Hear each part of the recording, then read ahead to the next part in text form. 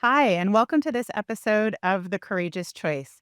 I'm really excited today to welcome my friend, a mentor, and someone I've respected throughout my career, Ian Ziskin. Thank you so much for being here with us, Ian. Great to be with you, Jamie. Thanks for the invitation.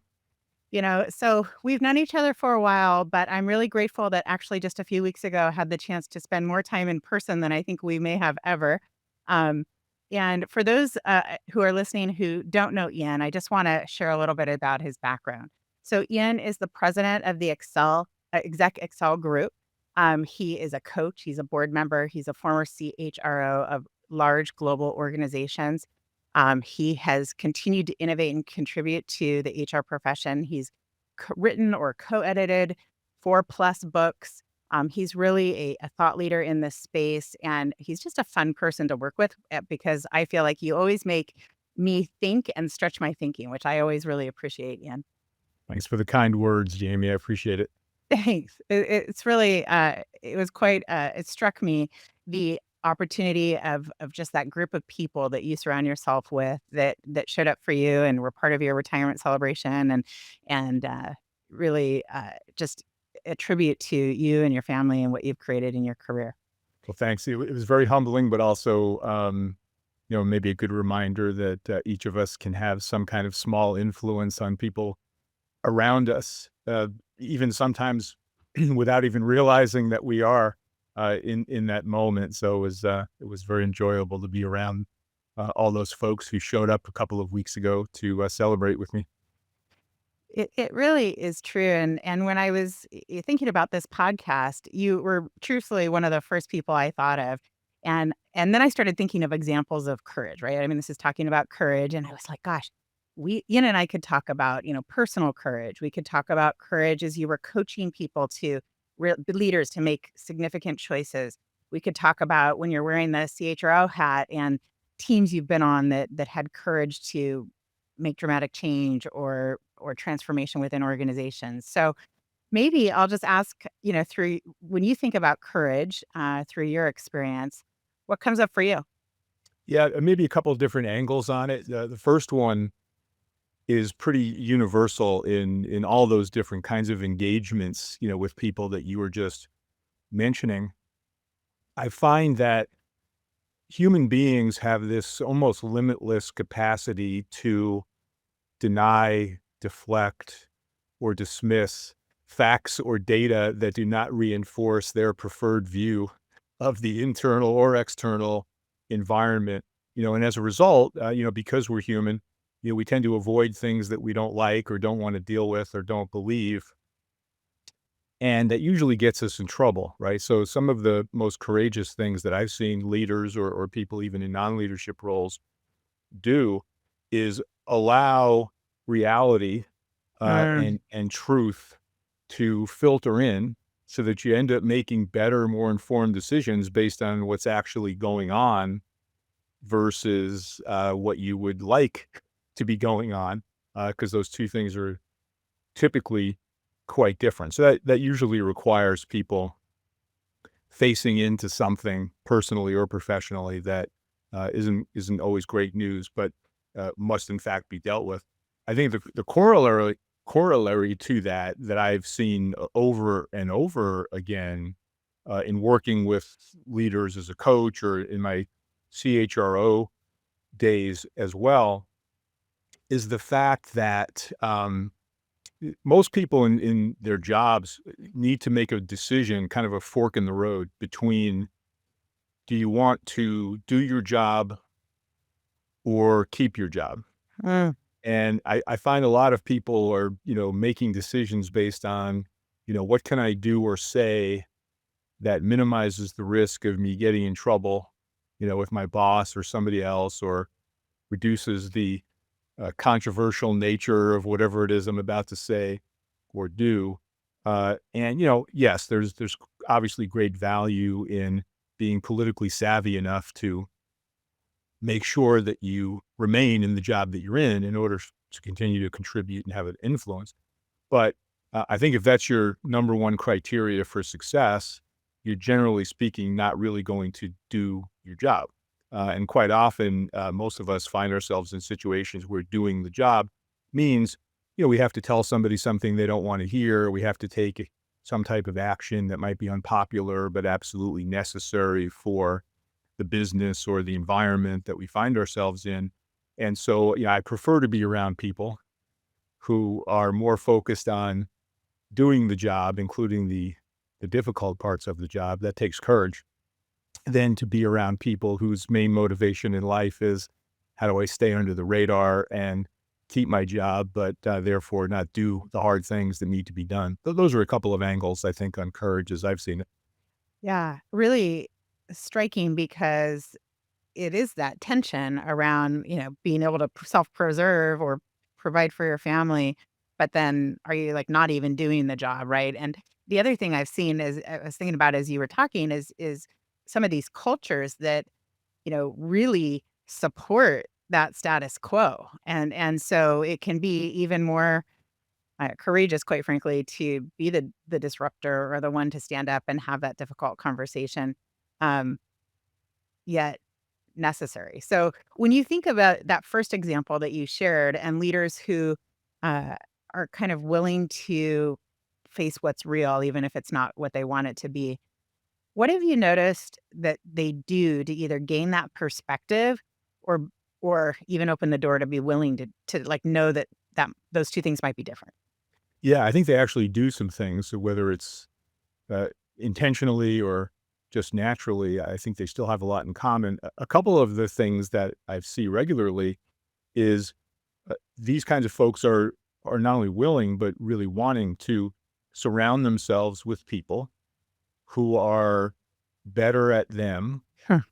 better than them at certain things, but also have very divergent, diverse, different points of view about a lot of things. That tends to improve the chances of getting good advice and counsel and feedback about what needs to be addressed, and minimizes the risk of having everybody around you just telling you how smart you are and how much they agree with your perspective, as the leader.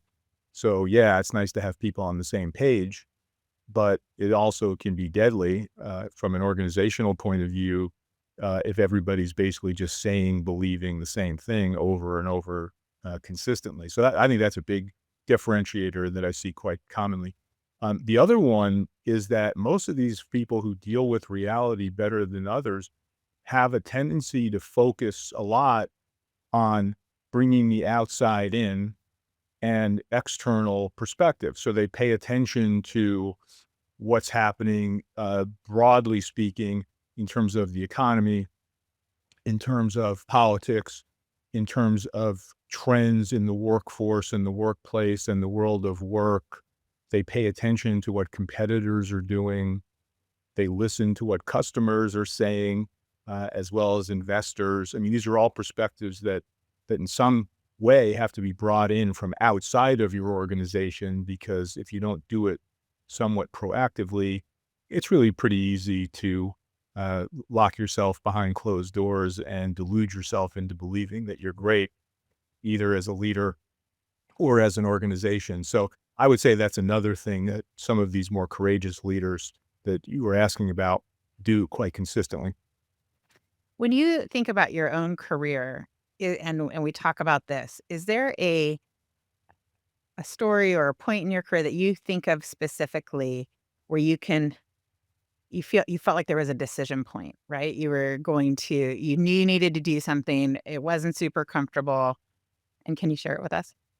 Yeah, there are many. One that comes immediately to mind, I think really hits on the point you were just asking about. In my first chief HR officer job, so I'm going back now, quite a ways, about 20 years ago. I'd been in the job literally about 2 weeks, and the entire time that I was, there, in those first 2 weeks, I heard about almost exclusively one issue, that people kept bringing up to me no matter where I went and who I talked to, and basically the issue was that prior to my arrival, about 6 months prior, 2 people had been promoted to, president level roles, the theory being that they were going to be in a horse race to compete for the CEO job as part of the succession plan. And of course, I was working for the current CEO at the time. So, literally 2 weeks into the job, my first CHRO job ever in my career, had dinner with my boss, and he checked in and said, "Hey, you've been here for 2 weeks, what are you hearing, from people?" So, of course, my knees were knocking under the table thinking, can I share this feedback that I was getting? I knew I should share it, of course, but, it doesn't mean that sometimes you're not, afraid and nervous to do so, right? So I took advantage of the opportunity and his invitation to share with him what I was hearing. Basically, let him know that, one of the people who had been promoted to a president level role, who happened to be focusing on sales and marketing, everybody said, if this person gets promoted to CEO, I'm quitting. I'll never stay with this company. This person's a terrible leader. Now, it turns out that one complication here is that same person had been mentored by the CEO for about 20 years. So the CEO obviously had a lot of personal commitment invested in this guy, versus the other person who was, highly capable, well respected, but didn't have as long a relationship with the CEO. So I shared this all with the CEO. He kind of looks at me across the dinner table and he says, "Yeah, that's very interesting. I need to think about that." And then literally waited 3 months for him to come back to me till one day he came into my office and said, "Remember that conversation we had at dinner 3 months ago?" I said, "Yeah." He said, "Well, you're right. Now we have to decide what we're going to do about it." And it was very clear to me, not in the moment, but later, that he'd spent a fair amount of time doing his own research, talking to other people as a result of me sharing this uncomfortable information with him. And, moral of the story basically was, uh, do your job or keep your job. I was thinking to myself, I could be fired in the first 2 weeks if he doesn't want to really hear what I have to say, but it is my job to share with him what I did. And organization became much better off as a result.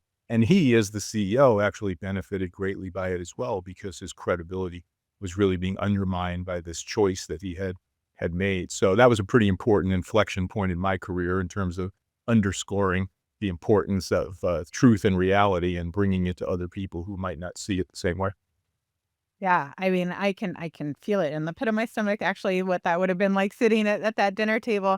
And then it also, good for him to have the courage to see reality, to your point, with someone that he had invested a lot of time in and probably had some blind spots around their behavior or whatever was causing people to say those things. Yes, yes. It's funny too because I learned another really valuable lesson more on the as it relates to coaching and advising because, a lot of people I've shared that story with over the years, one of their first reactions was, "Well, why and how did you wait 3 months, to hear back from him?"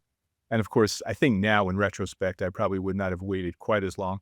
But I do realize this was a very emotional, but also business important decision that he was about to make because of his long-standing relationship with this person. And it was probably the first very vivid example of what I now call my number one coaching rule, which is that the truth has a time and a place. In other words, you need to tell people what they need to hear, right? But you have to do it in a way that is going to cause the person you're delivering the news to absorb it, think about it, take it on board, all with the objective of having them do something about it ultimately, rather than just getting it off your chest so that, you can sleep better at night that you did, right? So in his case, he needed some processing time. This was a big deal for him and a big decision. And even though he was a very decisive person, generally speaking, I know he struggled a lot with coming to the conclusion that he did, but we ended up, I think, with the right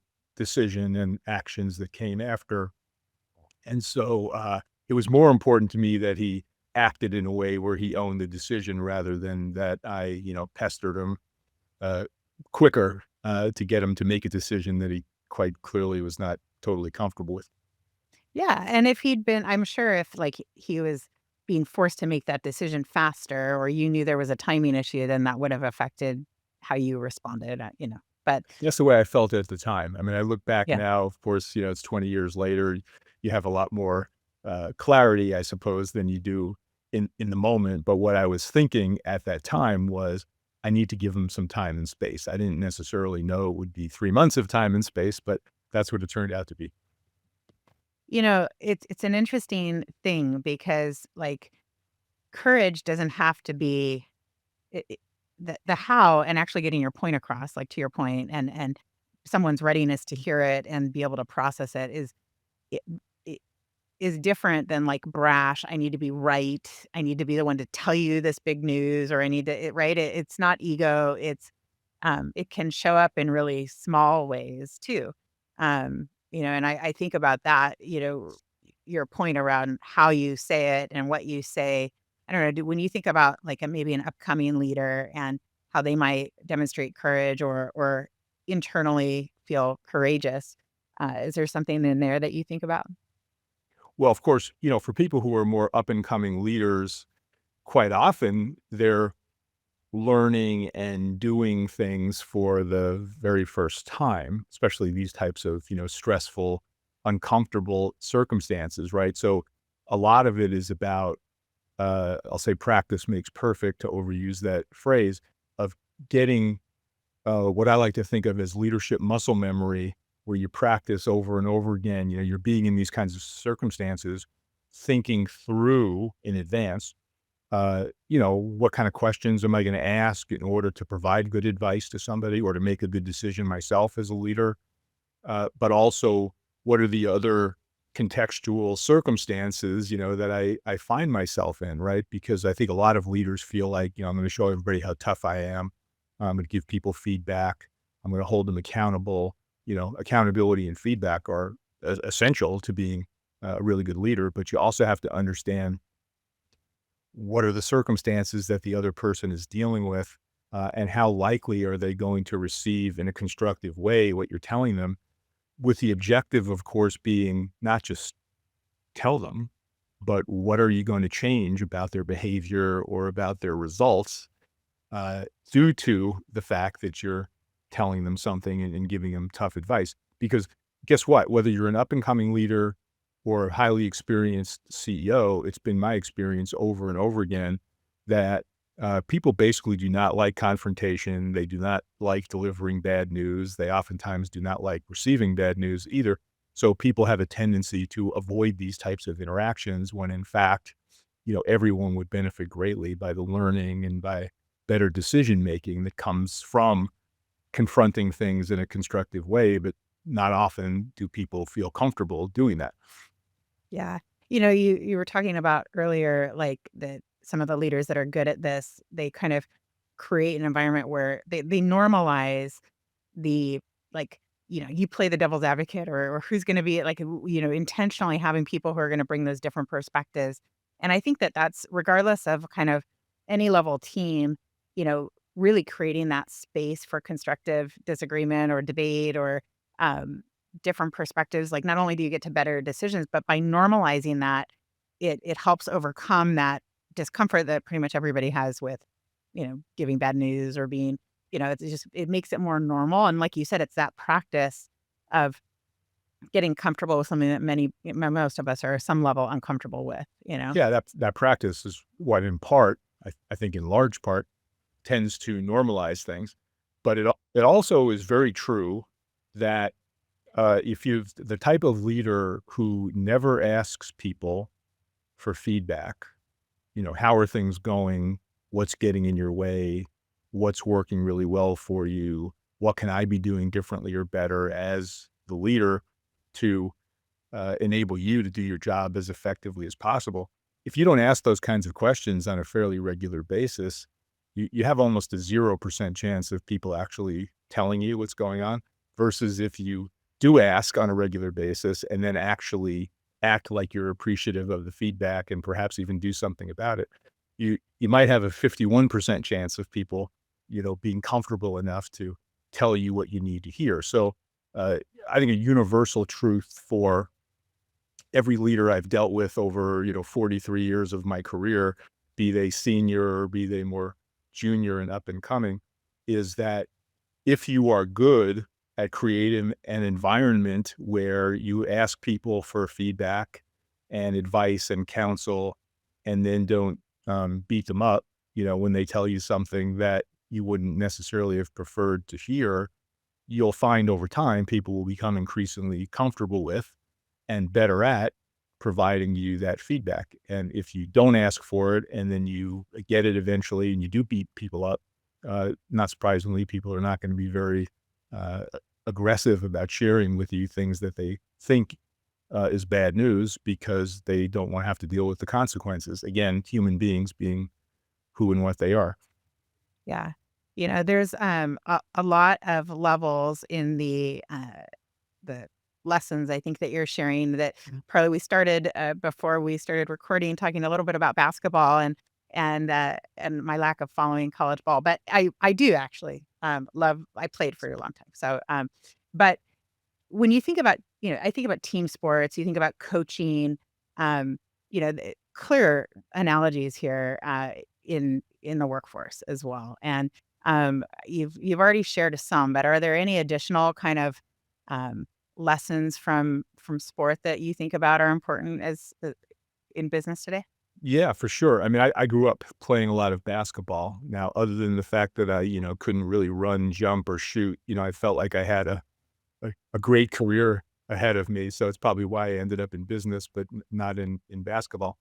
However, I learned a ton, from playing a lot of years and being around a lot of basketball players who, in many cases, were a lot more talented than me, which is the following. One, best teams not only have highly talented people, but more importantly, they have people who understand their role and contribution.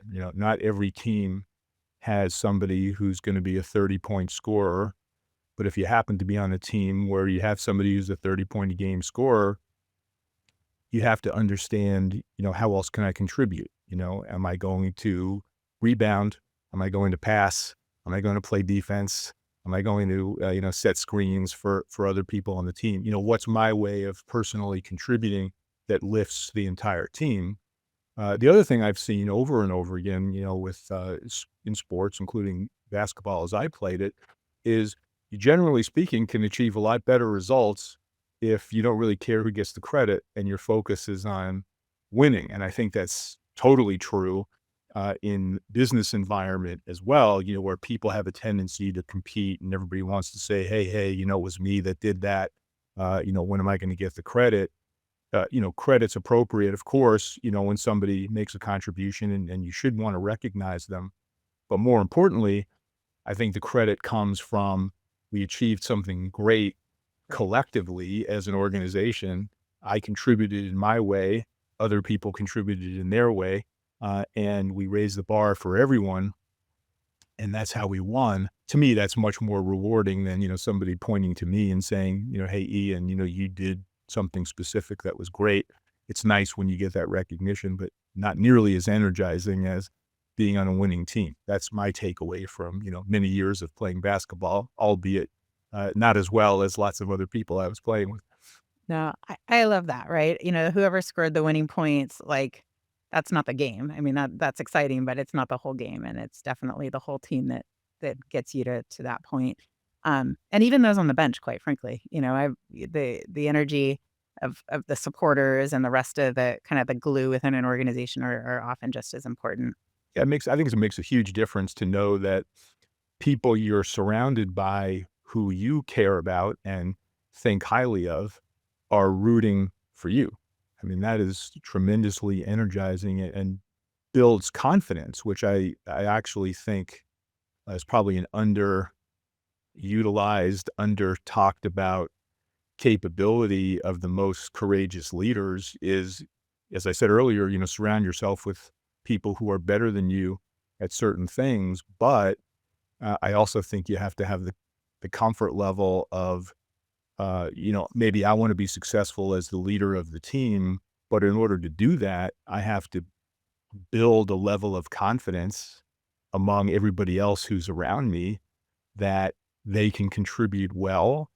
And if they make a mistake, we're going to learn from the mistake, but we're not going to spend all of our energy trying to blame people or figure out who did what wrong, because that's pretty de-energizing, for most people. So I think those are also some capabilities that really great leaders that I've been around tend to display more often than not. Yeah. Yeah, and even back to your example with your first CHRO role with your CEO, by him not previously having not, or maybe being viewed as defending or protecting someone whose behavior wasn't values aligned or contributing to the desired outcomes, that was affecting his effectiveness as a leader, right? So being able to Right. remove a Totally. player Right. or for the greater good or whatever.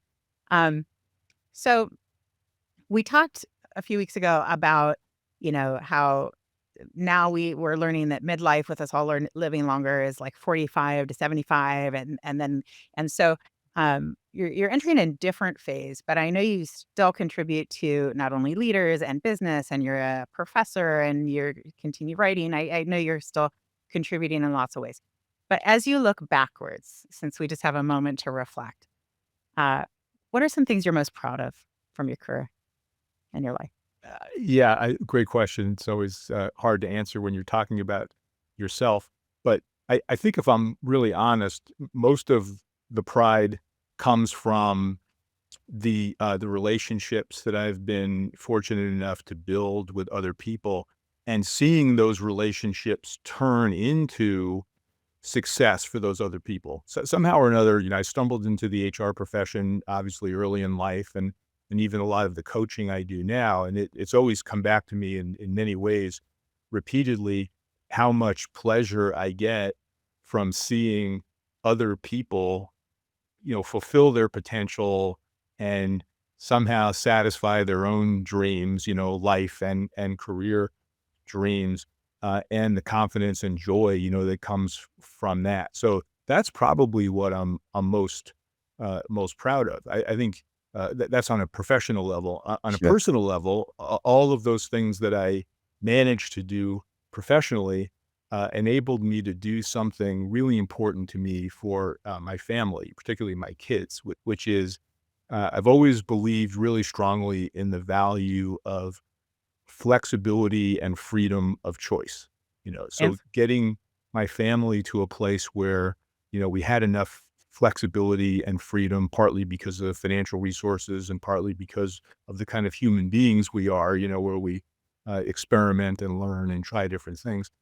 Getting my kids comfortable with the idea that they would have choices in life to pursue their passions, because there are so many people in the world who do not.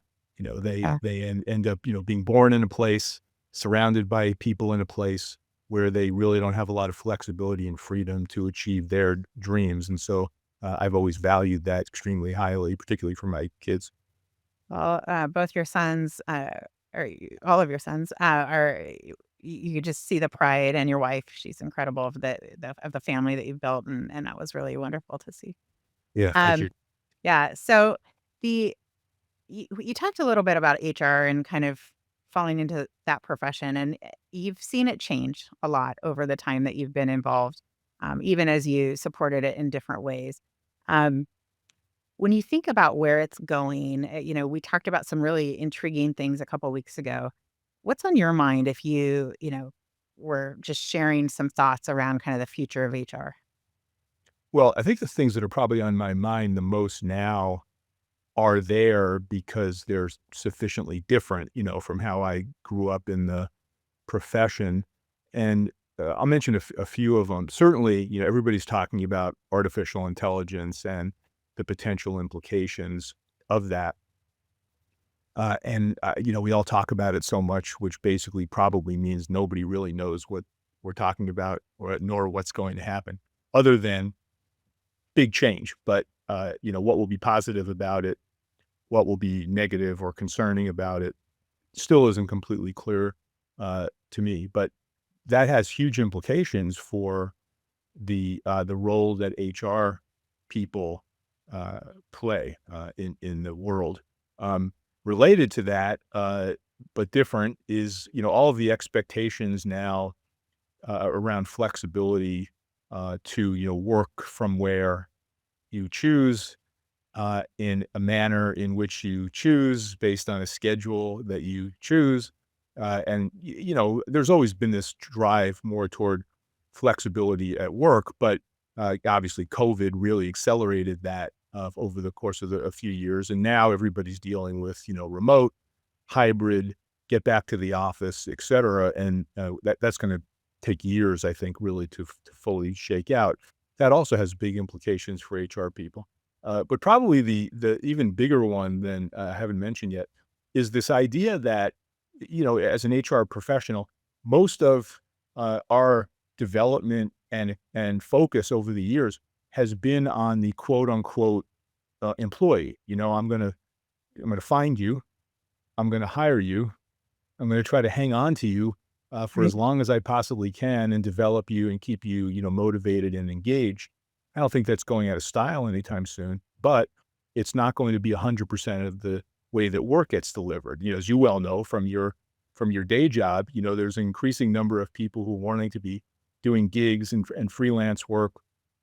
There's also a tremendous number of people who, want to work from anywhere. And increasingly now, because of artificial intelligence and robotics and machine learning and the like, the work is not necessarily even going to be done by human beings. So the biggest change in the profession, as I see it, is, what I like to describe as HR as orchestra conductor, where you're basically saying, an orchestra conductor is not an expert on playing the flute, the violin, the timpani, and all the other instruments. In the orchestra, their job is to go find the most, talented people in the world and incorporate it together and make beautiful music. And I think HR people are being asked to do that in solving these large, complex, cross-functional, multidisciplinary, big, hairy kind of problems. They have to be able to bring people together from different walks of life with different skill sets that go well beyond the boundaries of HR to solve these problems. And now have to go a step even further because a lot of the solutions are not even going to be delivered by people. They're going to be delivered Right. by robots and other kinds of machines and artificial intelligence. And being conversant in all that stuff is non-trivial, and it's a lot different than what most HR people were asked to do, certainly, 43 years ago when I started in the profession, but even as recently as the last 10 years. So true. It's like new instruments have been invented, and so we have to shift how we play make the music, I guess. That's right. That's so, as we kind of bring this to a close, I guess I want to ask, what words of advice do you have for leaders who want to make a difference? Probably the best advice I ever got was from a former boss and mentor of mine. That's really served me well over the years. It's very simple, which is find a void and fill it.